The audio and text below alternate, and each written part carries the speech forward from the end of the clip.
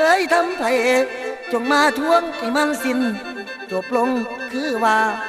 ยามเมื่อไปพบหน้าผมมีเรื่องเก่ามองฝ่าเอ้ยฝ่าคำห้องยังบ่แน่ดอกบางทีตกก็มีหนีไปกับสายลมบ่ตกก็เลยแควสาธิตองตกแล้วบ่ถือสาความไผเสียให้ตามสร้างบ่เกียดไผบ่สังไผยอมเพิ่นเหมือนสุยางทั้งกายใจต่างๆใส่เพื่อป่านหน่วยแก้วพอแล้วบ่จองเวรเห็นมาแล้วอยู่ที่ใจใครเคยทำเอ้ย